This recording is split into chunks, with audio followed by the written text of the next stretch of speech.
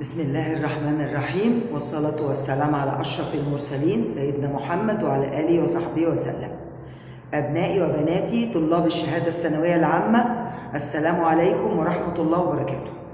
أحييكم نال الحسيني محمد، موجه أول دراسات اجتماعية بإدارة طمية بمحافظة الفيوم. اليوم هستكمل معاكم شرح درس مظاهر بناء الدولة الحديثة في عهد محمد علي. الفيديو السابق تحدثنا عن مجالات متعددة، منها المجالات الاقتصادية والتعليم والحالة الاجتماعية، ولاحظنا ان هناك ترابط بين الإصلاح الاقتصادي والتعليم والتغير في الأحوال الاجتماعية في المجتمع المصري في ظل حكم محمد علي. وذكرنا أن تغيير نظام ملكية الأرض والحيازة أدى إلى ظهور فئة جديدة اللي هي فئة الأعيان.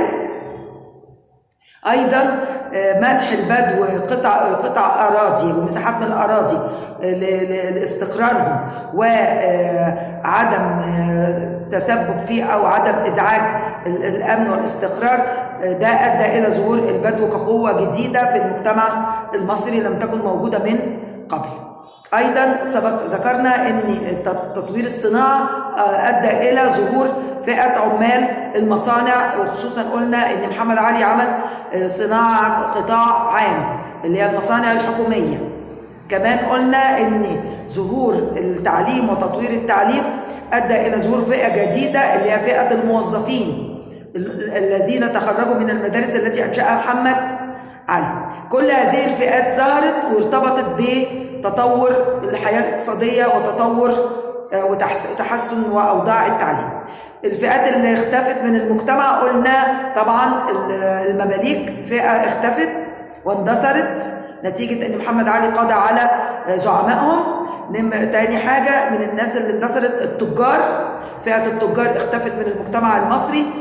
أمثال أحمد المحروقي لم يوجد هناك تجار بسبب أن محمد علي أدخل نظام الاحتكار وألزم كافة المنتجين سواء الزراعيين أو الصناعة بتسليم الإنتاج للحكومة، فاختفت السلع التي ممكن تتاح في الأسواق، لأن محمد علي هو اللي احتكر التجارة داخليا وخارجيا، فاختفت فئة التجار. أيضا الفئة اللي اندثرت ولم يعد لها أهمية فئة العلماء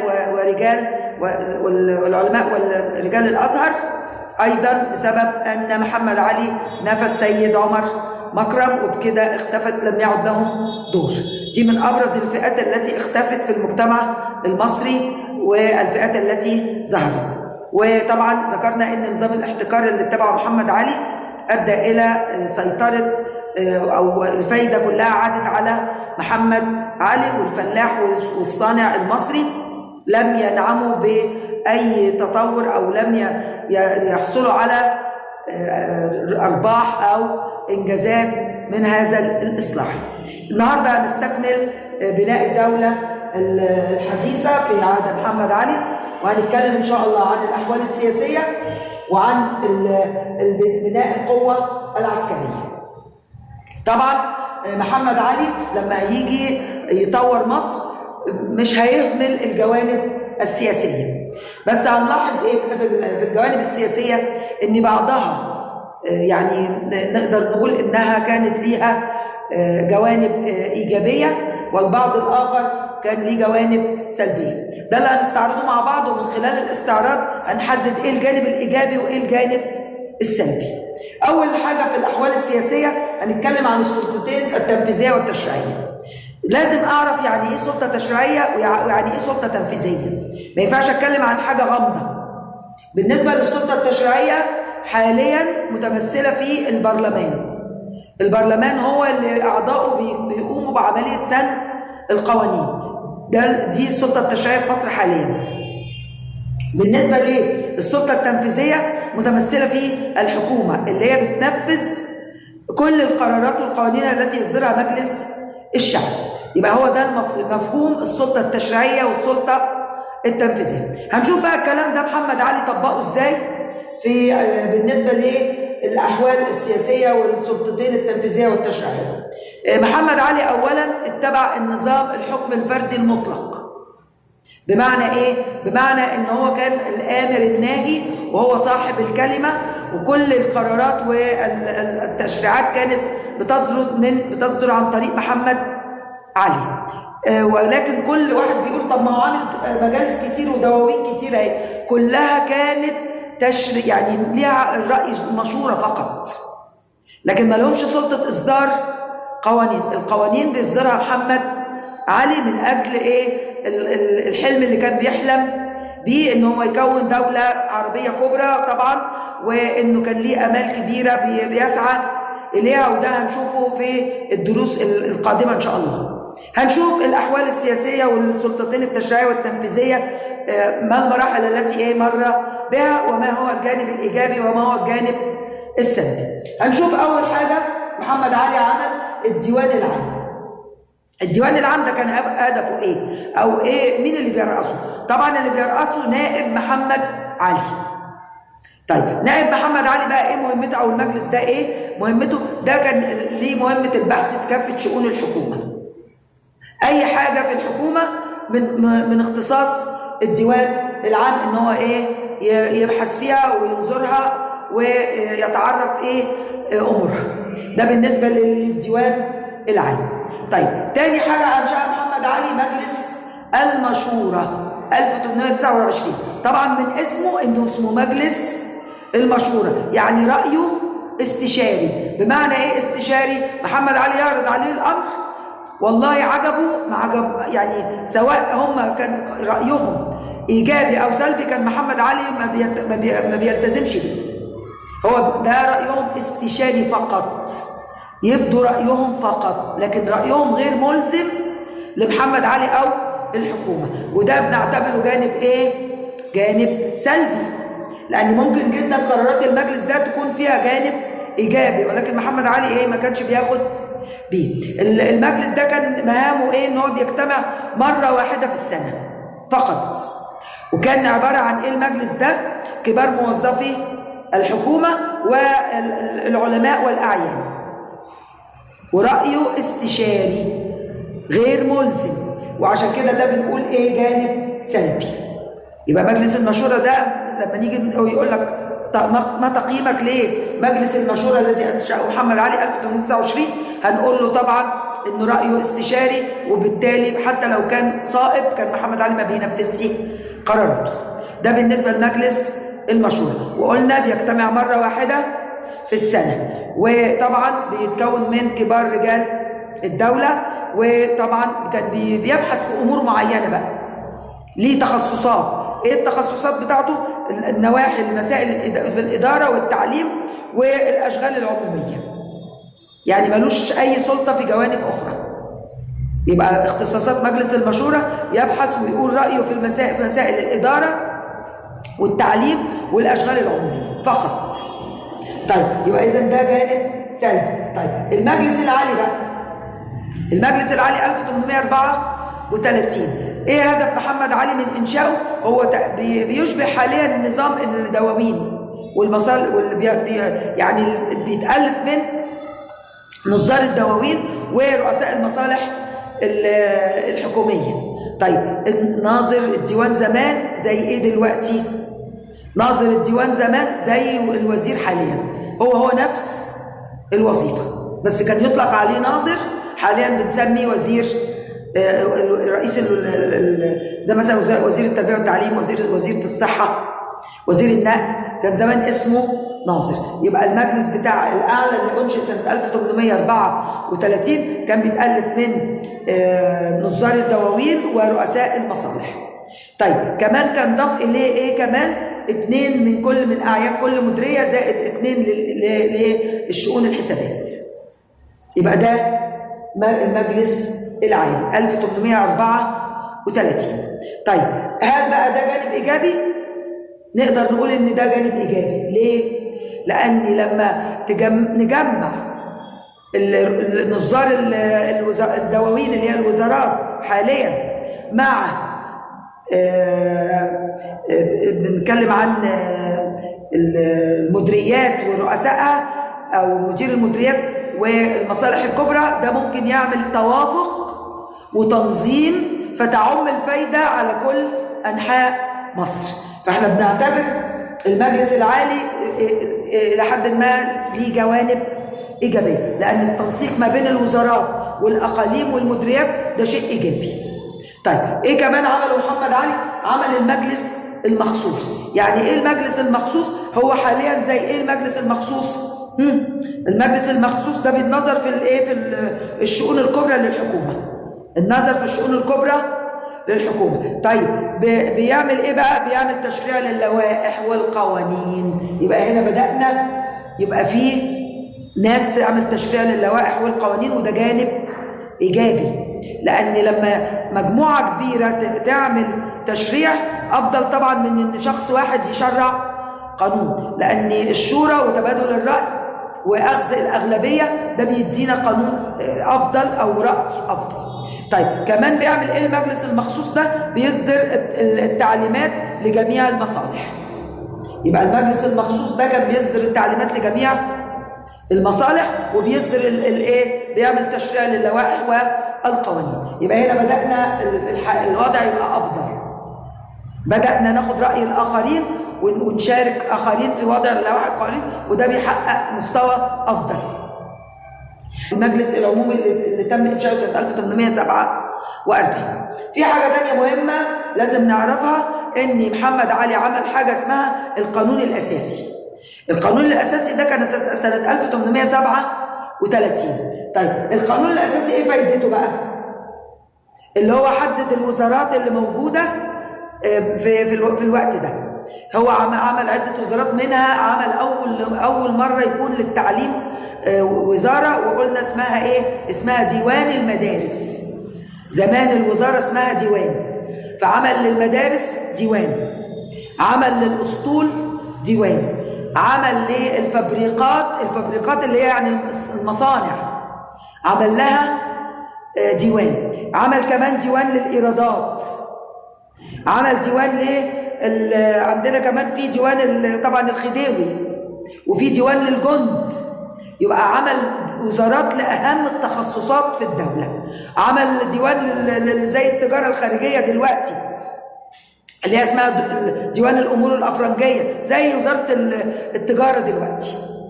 يبقى إذن كلها دي وزارات من أجل تنظيم العمل. إذن ده السلطات التشريعية والتنفيذية في أيام محمد علي. يبقى كده عندنا أكتر من مجلس أو ديوان تم إنشاؤهم في ظل محمد علي لتحقيق حياة سياسية وحياة وسلطة تشريعية وتنفيذية أفضل. نيجي بقى نشوف التقسيم الإداري. التقسيم الإداري محمد علي كان الأول مصر متقسمة ل 16 إقليم.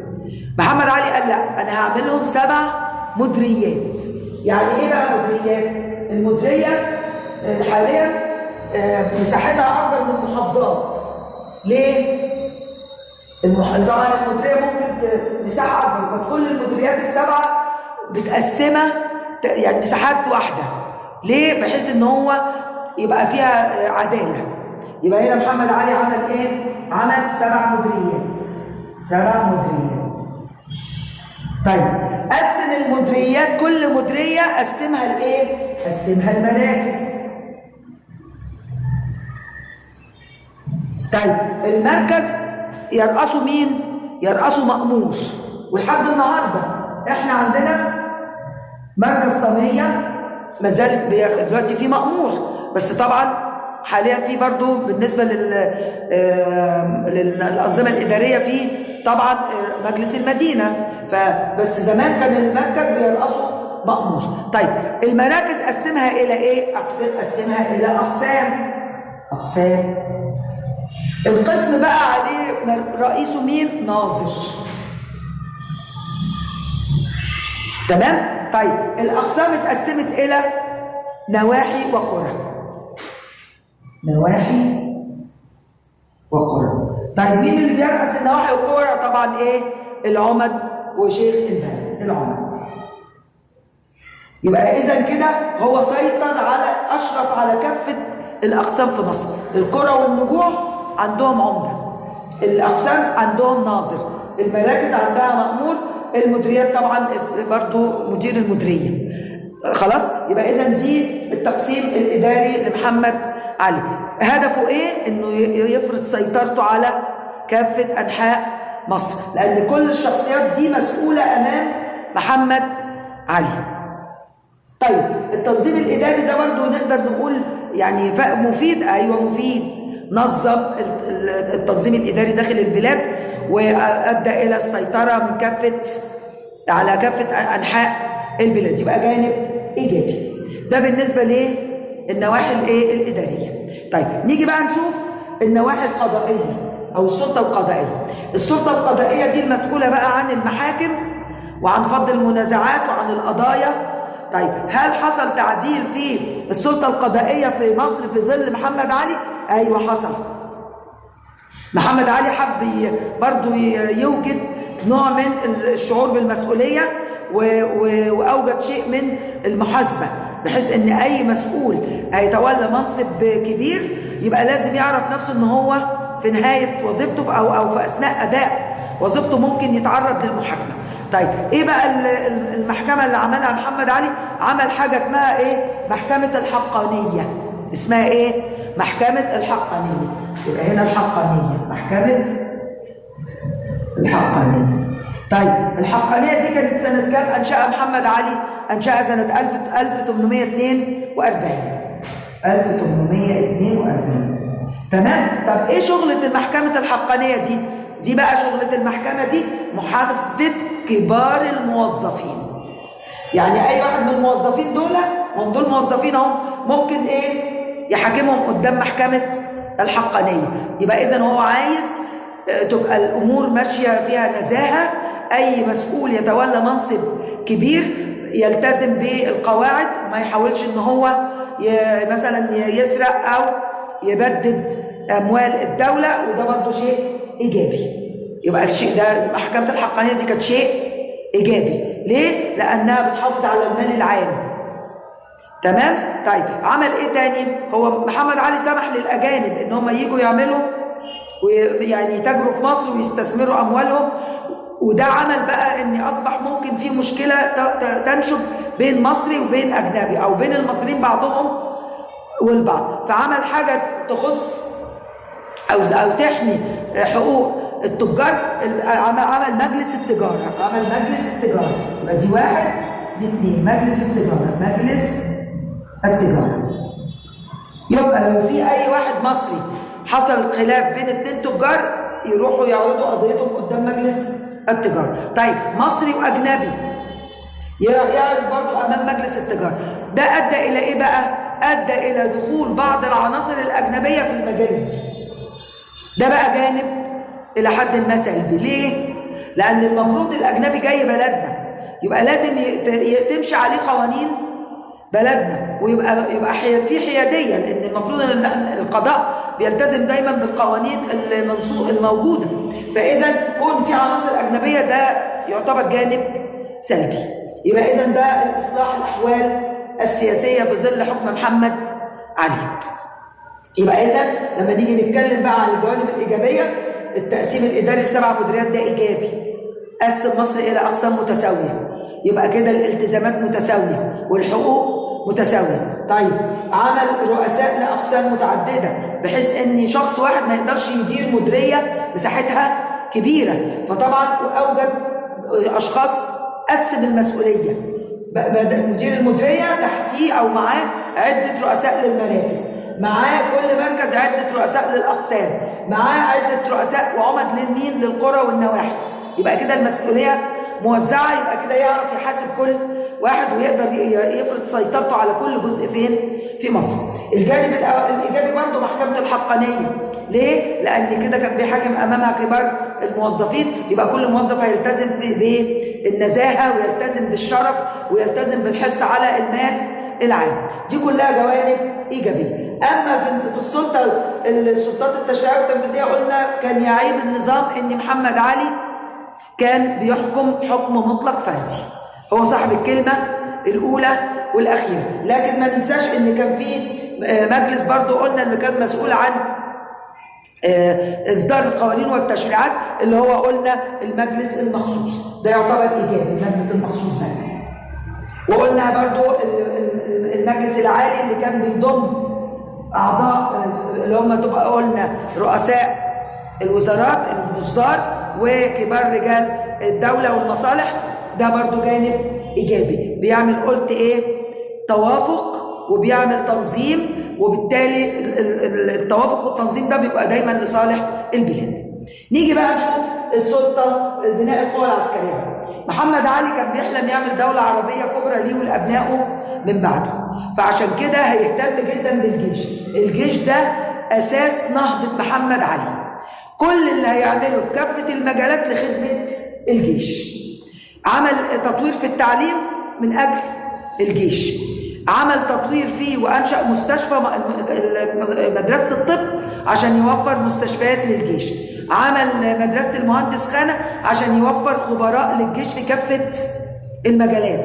فهنلاحظ ان هو الجيش كان بالنسبة له أساس نهضة محمد علي، وكل النهضة اللي حصلت والتطور في الزراعة والصناعة والتعليم ارتبط بالجيش.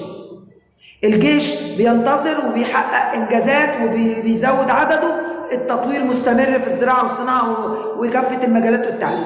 الجيش هيتوقف وهيتوقف أمال محمد علي بفرمان 1841، هتتوقف كل النهضة اللي كانت مرتبطة بالجيش. طيب تعالوا بقى نشوف مر الجيش بعدة يعني أو في أقسام. عندنا الجيش نفسه، القوى العسكرية، الجيش، بناء الأسطول، إنشاء مصانع، وإقامة حصون. طيب هنيجي نشوف الجيش. الجيش بنقسمه إلى عنصرين رئيسيين، ضباط وجنود. طيب الضباط بقى، محمد علي أول ما بدأ عايز يعمل نوادي الجيش ضباط بقى يمسكوا الأقسام الرئيسية. طيب الضباط دول محمد علي الأول فكر يستعين بمين؟ بالفرق الأتراك والأرناؤوط اللي هم موجودين، بس لقى إن هم بدأوا يتآمروا ضده، فقرر إن هو إيه؟ ما يضربهمش أو ما يستفيدش منهم، ولقاهم عنصر متمرد ما بيسمعوش الكلام، خصوصا هم كانوا بيتآمروا ضده عشان يعزلوه، فعشان كده صرف النظر عن الفرقة دي. أيضا محمد علي فكر بقى إن هو ما يستخدمش بقى العناصر المرتزقة. يعني إيه مرتزقة؟ مرتزقة إن أنا أجيب واحد يحارب لي مش من بلدي، من أي بلد أخرى، من الأتراك، من الأرمن، من الأرناؤوط، الألبان، كل دول كان إيه اسمهم مرتزقة، بيتم دفع مرتب ليهم وأجر مقابل إن هم ييجوا يحاربوا. طبعا محمد علي وجد العنصر ده مش هيصلح في التوسعات اللي هو بيحلم بيها، وانهم متمردين ما عندهمش ولاء، فعشان كده هو هيبتدي يستعين بالقوه الذاتيه بقى، هيستعين بعناصر من داخل مصر. فهيعمل ايه بقى؟ هيستعين بالابناء، لكن لما لقى ان السودانيين ماتوا قال لك لا ما ينفعش، يبقى انا لازم، الجو بتاعنا مش مناسب للسودانيين، قال لك لازم اعتمد على العنصر الايه؟ المصري. وفعلا حققوا انجازات وانتصارات في حروب، وفين؟ في المورة في اليونان. وبكده محمد علي اصبح ايه؟ بيعتمد على العنصر المصري. يبقى عندنا لتكوين الجيش. هنشوف بعد كده بقى انشاء الاسطول. طبعا احنا عندنا مصر بتطل على طبعا شواطئ البحر، مصر بتطل على البحر الاحمر شرقا والبحر المتوسط شمالا. يبقى اذا احنا محتاجين نحمي السواحل الشماليه والسواحل ايه؟ الشرقيه. يبقى لازم نمتلك اسطول قوي، اسطول حربي، اسطول شغلته ان هو يدافع ويحارب. طيب ايه الدافع اللي خلى محمد علي عمل الاسطول في الاول؟ الدافع اللي هي حروب الوهابيين. السلطان طلب من محمد علي انه يروح السعوديه اللي هي شبه الجزيره العربيه عشان يحارب ايه؟ الوهابيين. طيب محمد علي بقى قال يبقى افضل مكان اعمل فيه ترسانه لصناعه السفن هي بولاق، هنا عند امبابه وعند القاهره، تمام؟ هنا اللي هو عند في جنوب الدلتا دي، هنا في المكان ده عمل اول ترسانه اللي هي ترسانه بولاق، تمام؟ ترسانه بولاق دي كان بيحمل القطع على الابل وبعدين يركبوها في البحر خليج السويس، ومنها تنتقل الى البحر الاحمر وتنقل الجنود الى السعوديه. هو ده السبب الدافع اللي خلاه عمل الترسانه بتاعت بولاق. برضه عمل ترسانه فين تاني؟ في اسكندريه، لان اسكندريه طبعا ميناء مصر الرئيسي على البحر المتوسط، لازم يبقى فيها برضه اسطول عشان يحميها وعشان برضه التجاره. بعد كده بدأ يهتم بالاسطول التجاري. كده محمد علي عمل الاسطول، وبدأ ومن طبعا القطع بتاعتنا او الاسطول بتاعنا هيحقق انتصارات كتيره. يبقى اذا ده مراحل انشاء الاسطول. نيجي بعد كده بقى انشاء مصانع الاسلحه والذخيره. محمد علي محتاج اسلحه ومش عايز يجيب من بره، عشان خاطر ممكن جدا لما يعتمد على الخارج في وقت الحرب يتخلوا عنه. لا، قال انا هعتمد على في مكان اسمه المقياس ده بجزيره الروضه عشان بيصنع البارود. يبقى اذا عندنا الاسلحه والذخيره اتوفرت في جزيره في الحوض المرصود بالسيده زينب، وفي المنطقه اسمها المقياس بجزيره الروضه. نيجي بقى لاقامه الحصون. طبعا انت بلادك فيها سواحل، فيها مناطق برضو بريه، يبقى اذا لازم يكون في حصون قويه تحمي بلدنا. فعمل قوى الحصون بقى اللي في ميناء الاسكندريه، وقوى الحصون اللي في دمياط، المناطق اللي ممكن يجي لنا منها الاعداء في دمياط، في الاسكندريه. هنا الحصون برضو على الحدود مع بلاد الشام، واهتم جدا بيها وطورها، وده من اجل حمايه مصر، لان الحصون دي هي خط الدفاع الاول عن الوطن. لازم يكون لنا حصون قويه وجيش على الحدود لحمايه بلادنا. ده بالنسبه لبناء القوه الذاتيه والاحوال السياسيه وبناء القوى العسكريه في عهد محمد علي. اتمنى ان انا اكون ربنا وفقني وقدرت اوصل لكم المعلومه. تحياتي ليكم، واتمنى انكم تلتزموا بها لاكبر قدر، وان شاء الله هعمل تدريبات قريبه جدا بعد ما اخلص درس محمد علي. تمنياتي بالتوفيق وتحياتي منال الحسيني محمد، موجه اول دراسات اجتماعيه اداره طاميه محافظه الفيوم، والسلام عليكم ورحمه الله.